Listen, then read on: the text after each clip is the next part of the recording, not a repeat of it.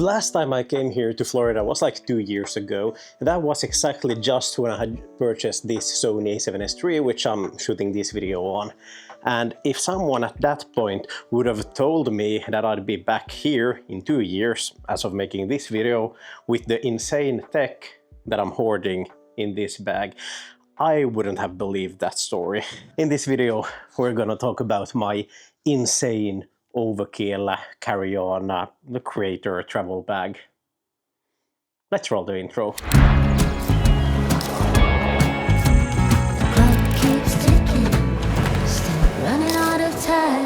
First off, a bit of background, and obviously this bag over here isn't everything I carried with me. Naturally, I also had a checked-in baggage, such as cables, chargers, and the things that probably I wouldn't mind if they got stolen or lost. And essentially here is only the valuable things, the important things. First off, on the very back side is obviously the home, the brain of everything, my laptop being the 16-inch MacBook Pro.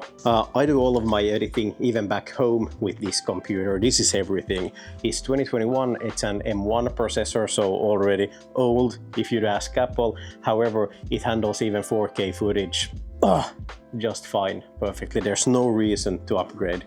And let's dive into the essential things, the main compartment.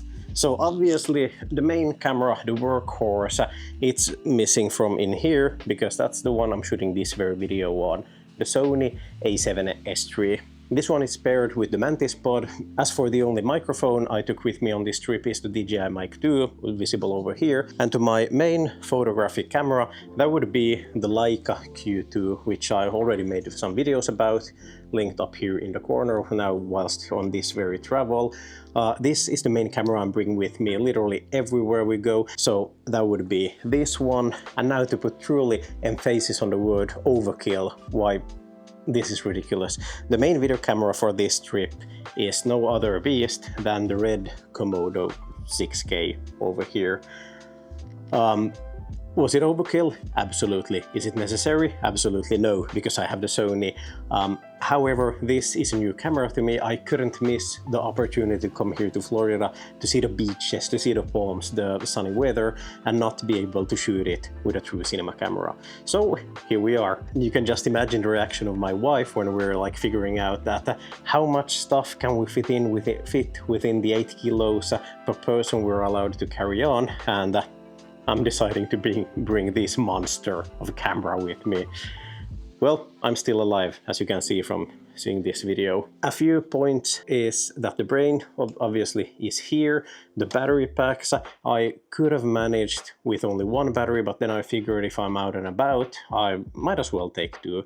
It adds a few grams of weight, but it's a sacrifice. It was a decision I made. Secondly, there's the cage around this camera. Obviously, whilst traveling here, I had the cage disassembled from here. I put it in my checked-in baggage, so thus in my carry-on was actually just the brain, the batteries, and the lens.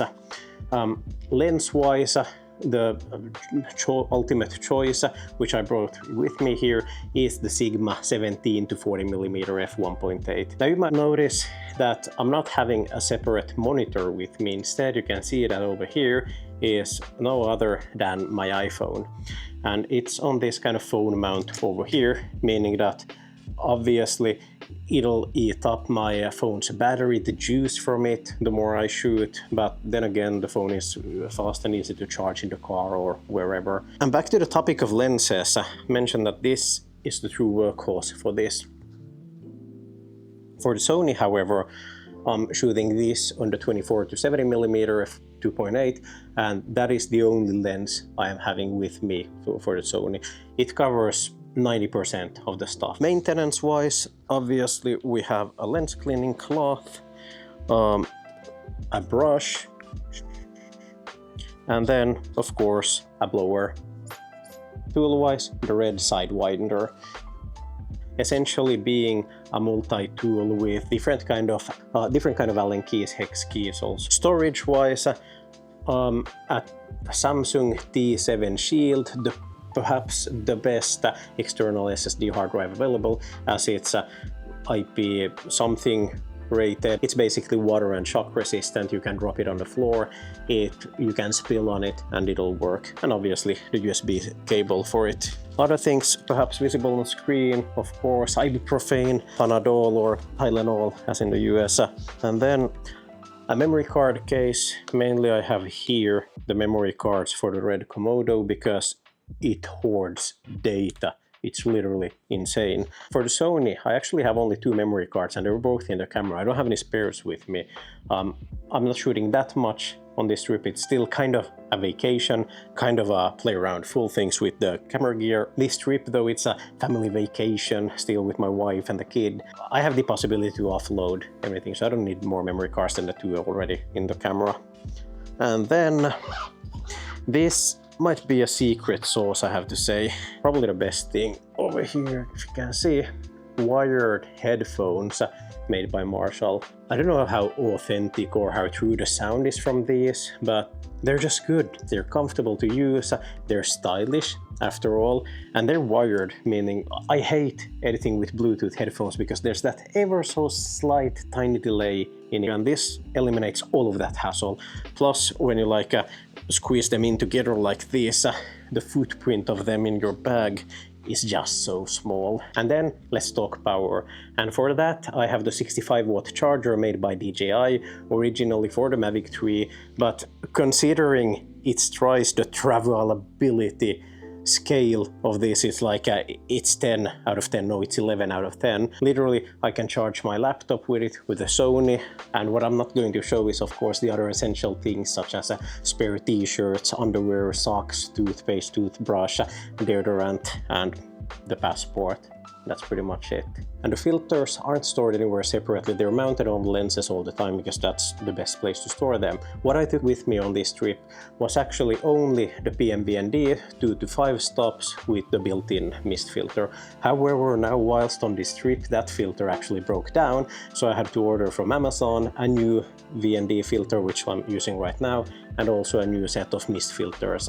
I decided to go with both 1/8 and 1/4 because I'm using both of them and didn't want to skip out on it. And to the interesting things of stuff I decided to skip out on this travel was the main big thing was obviously the drone. Now, if you've seen Leo Mannister's videos linked up here in the corner, he often talks about the very strict flight regulations that you can't really fly your drone anywhere where you are, and especially when traveling abroad, it comes into a hassle. And the large footprint that you'd be having to have in your carry-on, a drone with the remote and the batteries, it's not worth the hassle then when you're especially taking into account the very restricted flight spaces over here. Perhaps you'd be able to get a few seconds of the beach, but not worth it. Also in the checked-in bag was the tripod. And there, I think we pretty much covered the essential travel bag for 2025. That is, how to say it nicely, definitely overkill. If you have any ideas on stuff I might be missing out on, let me know in the comments. Thanks for riding fences with me today, and I'll catch you next time.